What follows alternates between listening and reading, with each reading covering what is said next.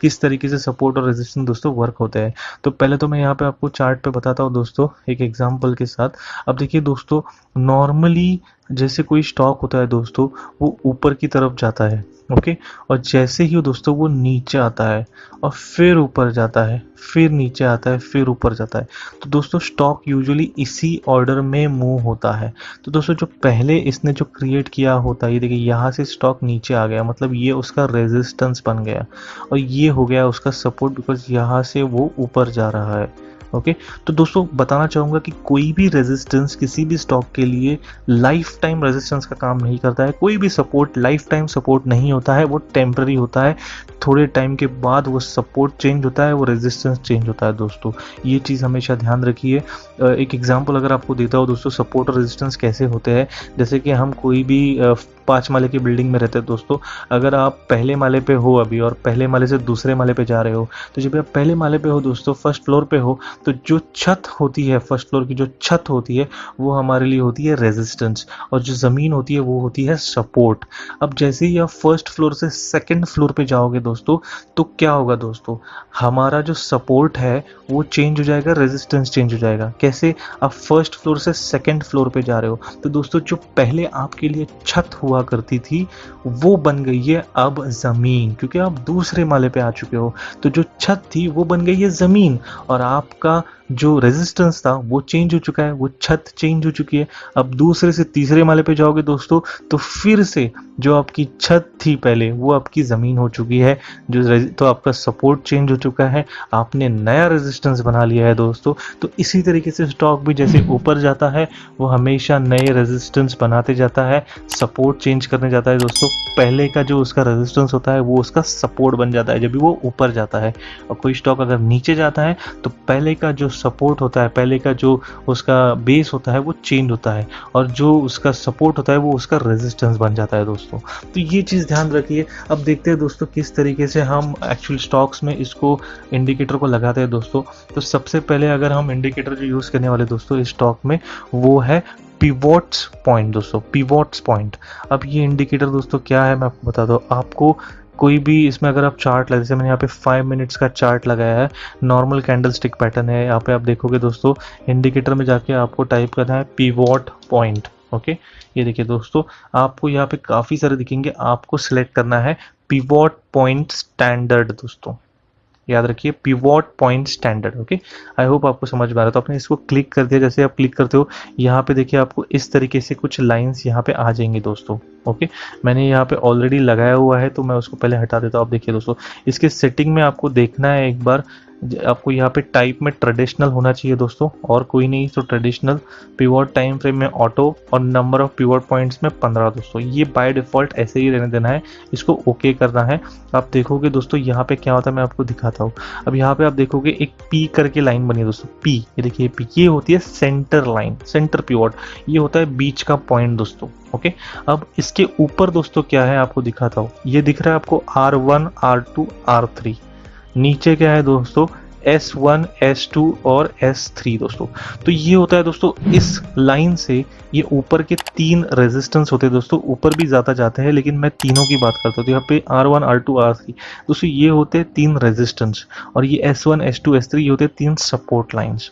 Okay, तो आपको क्या करना है दोस्तों, आपको चलिए देखिए, आपको इसको है ना, इन लेवल्स को देख के आपको स्टॉक को देखना है कि स्टॉक किस लेवल से रेजिस्टेंस ले रहा है या कहाँ से सपोर्ट ले रहा है।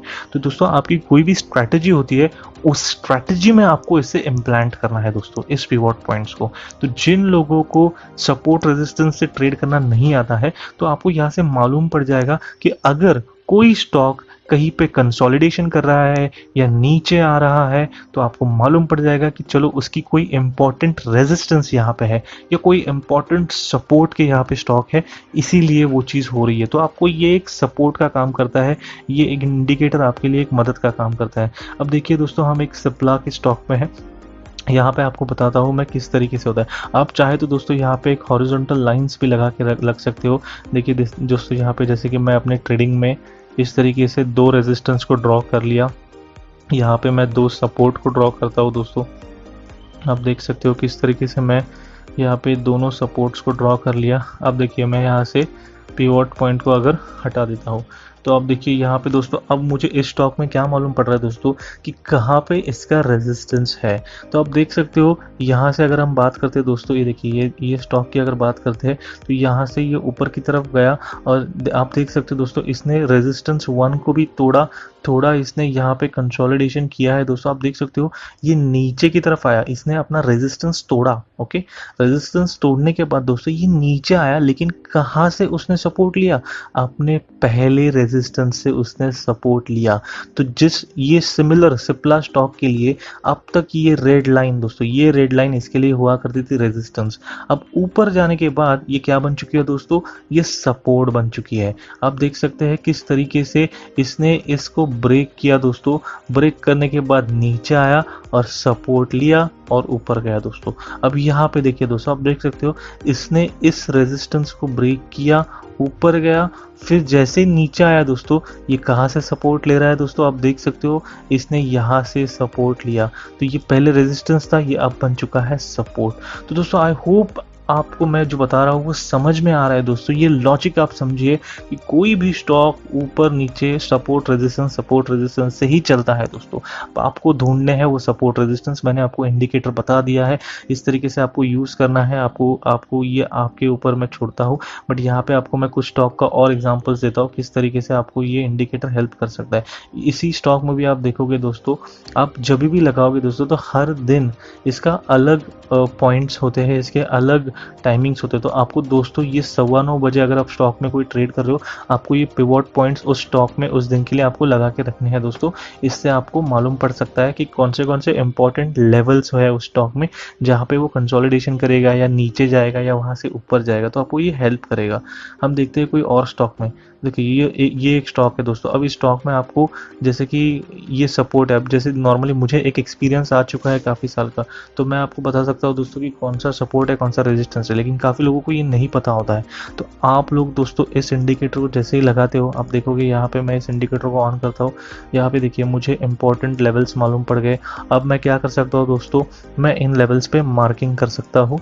जैसे कि देखिए मैंने R1 को मार्क किया, यहाँ पे मैंने रेजिस्टेंस 2 को मार्क किया दोस्तों, मैंने रेजिस्टेंस 3 को मार्क किया। ओके, फिर मैंने सपोर्ट को मार्क किया दोस्तों, S1 को और S2 को मार्क किया दोस्तों। ओके, तो अब देखिए मैं इसको हटा देता हूँ। आप देखोगे अब मेरे पास क्या है दोस्तों, मेरे पास काफ़ी इंपॉर्टेंट लेवल्स है। देखिए ये डे की स्टार्ट हो चुकी है।